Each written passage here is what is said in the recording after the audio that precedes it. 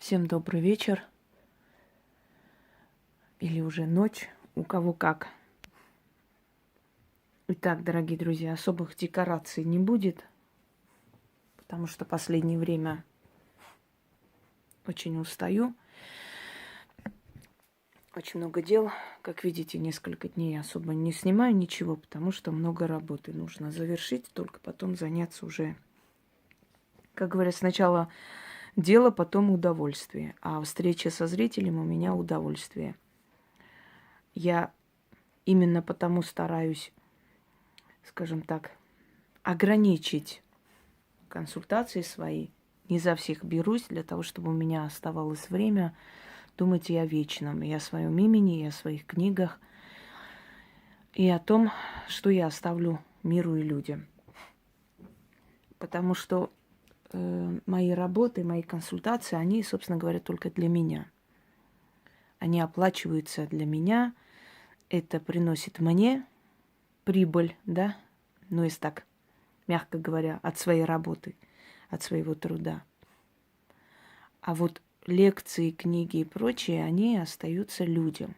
Это дар миру. Вот поэтому я предпочитаю все-таки поменьше брать себе и побольше давать народу. Обеспечиваю себе, так сказать, вечность. Чем больше помнят человека и благодарят за то, что человек оставил, тем больше энергии, силы идет его душе туда. Чем больше проклинаю человека за злые деяния, тем больше груза на его душу, тем тяжелее ему уйти на покой. И поэтому он остается непрекаянным между мирами. А для души это практически физические мучения. Я об этом говорила, и вы об этом знаете. Именно поэтому, как мудрый человек, обеспечиваю благословение себе и своему потомству, больше отдавая, нежели получая. Распределяю свое время так, чтобы взяться не за каждого человека, а иметь возможность дать чистки, дать ритуалы на удачу и прочее огромному количеству людей. Понимаете? То есть одним махом помочь многим тысячам людям – это важнее. Хотя крадут мои работы. Вот сегодня еще одну увидела. Ну, так интересно, да, вообще. Можно взять чужой труд просто и на почве моих работ пытаться развивать свой канал. Не понимая, что эти каналы потом сносятся. Да, ну, всегда были талантливые люди, всегда были воры, которые присваивали эти таланты себе. Пытались, по крайней мере. Не будем отвлекаться. Итак, дорогие друзья, сегодня я хочу подарить вам скоропомощники на грузинском языке. Казалось бы, какой смысл на разных языках давать скоропомощники? Вот есть на русском языке и как бы достаточно. А вот нет. Вы знаете, мы не знаем свою генетику. Не все знают, по крайней мере. Я знаю свою генетику. Я генетически вообще происхожу от парфянского рода. Как-нибудь сниму об этом и расскажу. Я рассказывала, но не хочется, чтобы было бахвальство, а просто откройте, посмотрите камсараканы, кто они были, и вы поймете мою генетику. И я генетически оттуда. Тотем нашего рода – лев. Хотя лев, да, он водился за Закавказье, правда, много тысяч лет назад, но с того времени, как формировалась династия моих предков, львов на Кавказе и за Закавказье уже не было. Климат изменился, и их истребляли, собственно говоря. Но на гербе моего рода остался лев. С малых лет мне снятся львы. У меня строение головы парфянское. Оно такое долговато-длинное. Считается, что такие люди обладают большими знаниями, мозг большой. Кроме того, есть у нас, есть на армянском языке такое выражение «парте вагасак», что в переводе означает «парфянский рост». Это 155 сантиметров, 160, ну, вот это среднего роста люди. Но они крепкие. Если кто видел во время вождения мои руки, у меня мускулистые руки на самом деле. Я всю жизнь пыталась, но это нереально, оно не худеет. Это мускулы. Это, видимо, просто в прошлом, спортивное прошлое дает о себе знать. Это мускулистые телосложения и много чего иное. В общем, парфянский тип. Естественно, уже армянизировались, естественно, я считаю себя армянкой. Вообще мне не нравится слово армянка. Армянинка. Наверное, так правильно. Не наверное, так и есть. До 18 века были армянины. Даже до 19-го, начала 19 века. А потом поменяли. Армянка неправильно. Армянин, армянинка. Надо ввести обратно это название, потому что так должно быть. И вот я к тому, что, например, мне подходят ритуалы вуду. Они очень сильно работают. Лично у меня, и я предпочитаю иногда делать через вуду, потому что оно быстрее работает у меня. Почему? Потому что у меня парфянские корни. Парфия находилась между Персидским заливом, Африкой, обхватывала и африканские страны, когда парфянские цари были сильны и завоевывали. Парфянская держава держалась очень долго, потом распалась. Нынешний Пакистан, Иран и так далее. Вот это даже одно время до Судана доходили завоевания парфянских царей. Парфянские цари, аршакиды, например, правили потом в Армении. От аршакидов произошли камсараканы и прочее, прочее. Сейчас не будем углубляться. Но вот мне это подходит, потому что предки мои по крови оттуда. И вот именно поэтому я даю различные ритуалы, различные работы, потому как мы все генетически разные. Кто-то происходит от крестьянского рода, кто-то идет от благородных. Понимаете, слова-ключи, язык, тип языка, обращение. Вот кому-то это не подходит, а кому-то вот это вообще подошло. И именно поэтому я даю на различных языках и на различных культурах, и взят из различных этносов работы, чтобы каждому человеку мои работы помогали. Не однообразно вот это вот по одной линии гнуть и все, тут подходит, нет, неважно. А дать столько различных работ, чтобы вот это не подходит, а вот это подходит. Вот почему я даю столько различных работ. Потому что мы не знаем свою генетику до конца, свою кровь. Понимаете, смотришь Иван Иванович Петров, а по носу, по виду грузин натуральный. А почему так? А потому что отец воевал здесь, сошелся с женщиной, потом там родственники упали в обморок, позвонили, дали депеши, мать умерла, все плохо, он приехал, его сразу схватили, в оборот взяли, женили и не пустили обратно. А ребенок здесь родился. Понимаете? Был Вано, а мать разозлилась на отца, взяла, написала на своего нового мужа. Вот он и получился, Иван Иванович Петров. А на самом деле он может быть Валико Суликоевич, я не знаю, Долидзе. И вот когда он берет и делает ритуал на грузинском языке, это его генетика, у него срабатывает. Я думаю, что вы все поняли. Россия, она очень многогранная страна, и здесь народ именно потому красивый и талантливый, потому что генетически очень много кровей перемешано. Когда Карамзин говорил, каждый русский, глядя на себя в зеркало, видит либо еврея, либо татарина, либо варяга, либо еще кого-нибудь, и он где-то был прав. Она развивается по материнской линии, понимаете? Вот мать как назвала ребенка, он им и является. Хотя евреи определяют национальность по матери, но здесь развивается по материнской линии. Только женщина знает, от кого родила. Один русский может похож на чеченца, другой русский может похож на армянина, третий русский может похож на еврея.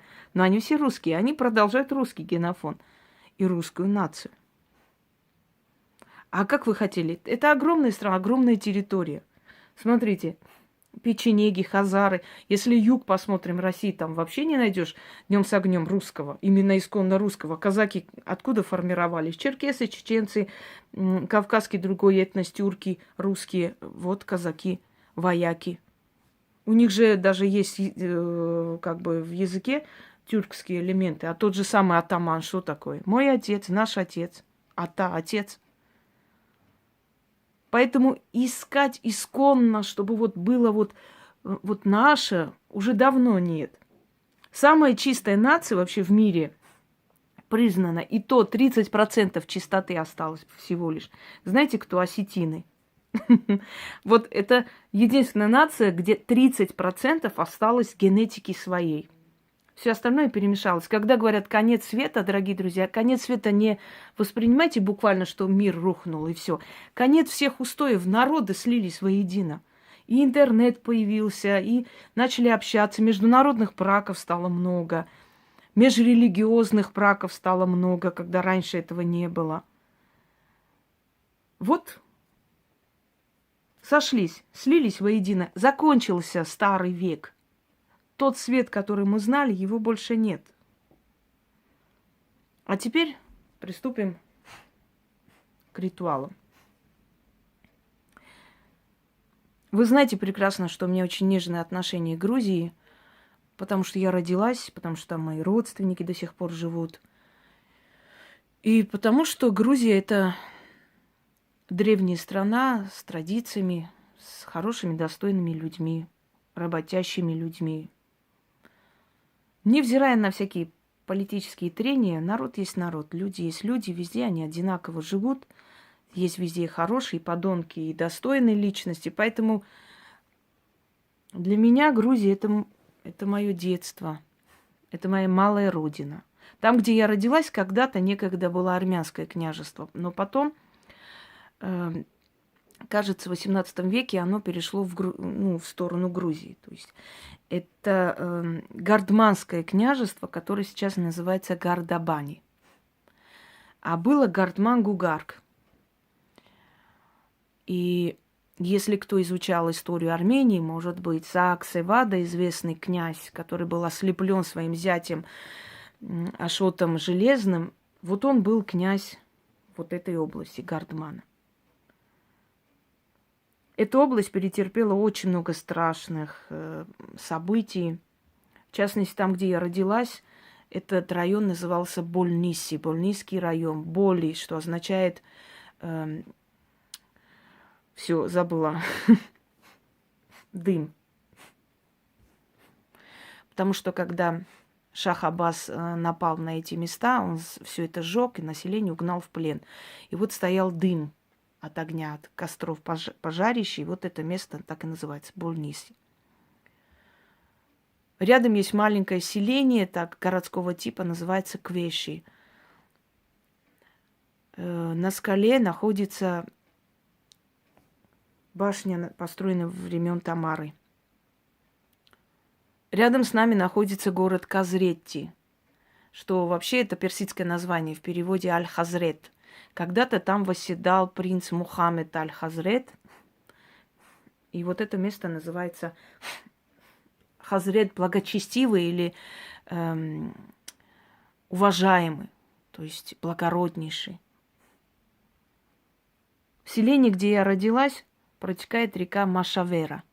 Так и называется, Машавера. А почему? Потому что во времена нашествия Шаха Аббаса две русские девушки, дочери священника Луки, Мария и Вера, бросились в эту реку и утонули, чтобы не достаться персам.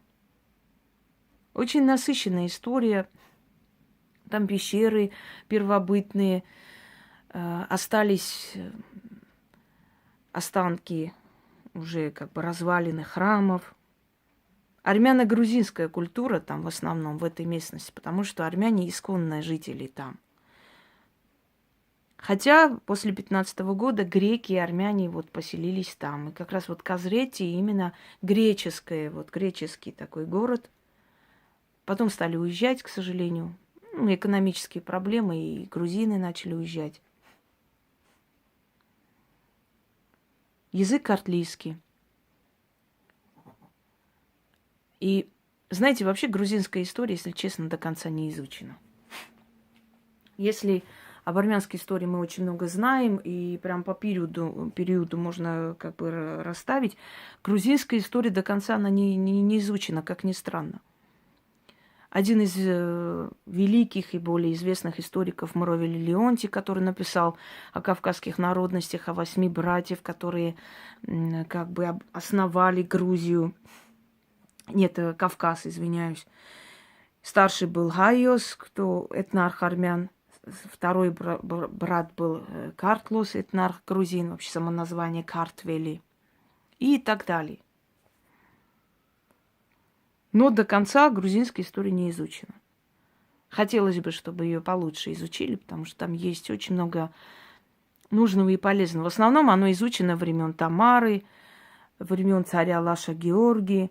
То есть вот самые такие Давида Строителя, самые такие моменты славы, да, грузинского оружия, оно изучено. А все остальное почему-то вот во тьме. Так четкости, ясности нет. Итак, вот эти скоропомощники на грузинском языке, это все мною выявлено из этнической литературы, старых истоков. Хочу вам сказать.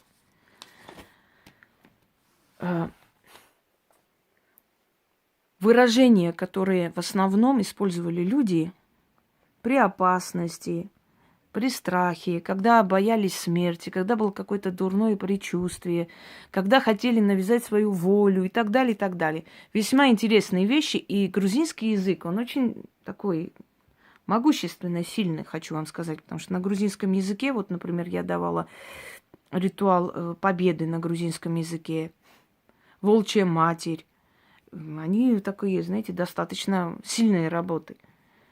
И очень быстро получились у людей, которые их сделали и провели. Итак, при опасности. Вот вы идете и чувствуете, там сзади кто-то идет, и какое-то неприятное ощущение. Или выходите из дома, чтобы ничего с вами не случилось, если вы предчувствуете какую-то опасность. Я еще продолжу, конечно, эти скоропомощники, так, пока по чуть-чуть буду дарить. И говорите следующие слова. Эти слова потом будут под роликом. Терпение. И, пожалуйста, не пишите, где слова и чего. Кто напишет, окажется в черном списке. Потому что это неуважение. Надо иметь терпение и уважение. Никто не обязан бегом писать. Говорим эти слова столько раз, пока вы не успокоитесь. Рогорц мовида и сет цавида. Амен. Не аминь, а амен. Желательно. Как на грузинский лад. Еще раз. При опасности. Рогорц мовида и сет цавида. Амен. Если смертельная опасность, чувствуете, что вот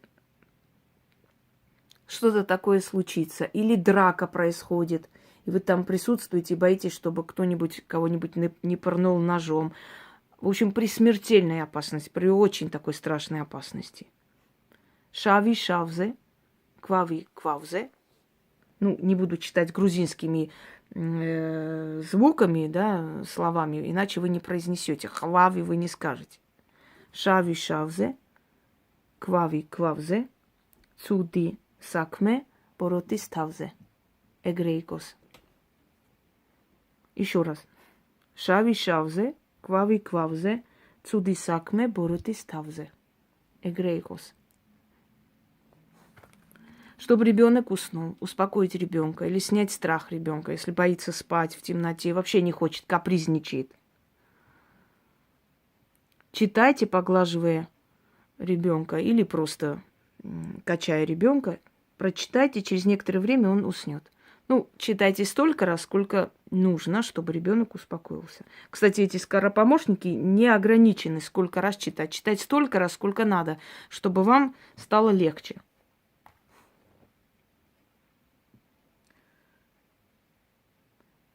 хрублеби теби дахурес, чемишвили и дзинепс. Дальше. Чтобы понравиться. Идете куда-нибудь навстречу, там устроиться на работу и так далее, и так далее. Значит, шепоток соли в воду, читайте раз 6 и умывайте лицо. После этого можете наложить макияж, делать все, что вам надо. Мевар мзе хрублепс шорис, давар склави хамеши, эгрейкос. Если у вас дурные мысли, предчувствие, или вы узнали плохую новость, или у вас сын куда-то поехал там разбираться, потом узнали, что там какие-то разборки должны быть. В общем, что-то плохое может случиться, отвести беду. Винц мовида хмалит,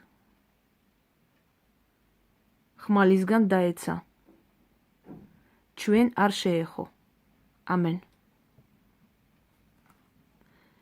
Если у вас страх смерти, если у вас ощущение, что дома что-то нехорошее случится, откройте окно и читайте, глядя на небо. Читайте столько раз, сколько в вашем доме людей. Вот сколько членов семьи, столько и читайте, даже если вы не вместе живете. Кваво, кваво, кваво. Гапринди. Чуэн сахли сахуравдан. Кударс сасаплауши идзебе. Акмарту цоцхалия. Амин. Далее. Чтобы было, как вы хотите. Вот вы куда-то идете там, ну, чтобы вот вас послушали, сделали, как вы хотите, или если к вам с проверками идут. Ну, в общем, обезопасить себя и навязать свою волю. Перед тем, как выйти из дома, держите за косяк вот двери рукой и говорите 6 раз, а потом идите. Ничего с вами не будет. На работе точно так же. Перед тем, как выйти из кабинета, точно так же 6 раз прочитали и вышли. Если даже собирались вас уволить, этого не случится. Мгели цхвари шечама, мекит квени неба шевчам. Амен. Еще раз. Мгели цхвари шечама, мекит квени небас шевчам. Амен. Если муж начал дома скандалить, если кто-то скандалит, вообще успокоить скандалиста. Тихо для себя шепчите. Можете зайти в ванную, руки как будто моете, сказать несколько раз, пока он замолчит. А он замолчит. А потом зайти обратно. Брма дабаде булхар.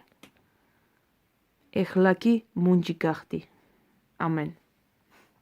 Итак, дорогие друзья, скоро этот текст выложим. Я даже Яне все это отправлю, текст, чтобы она выложила как положено. То есть, потому что человек не знает языка, чтобы не ошиблась. Пользуйтесь во благо. И пусть эти древние грузинские скоропомощники, они древние все, вам помогут в жизненных ситуациях. Всем удачи!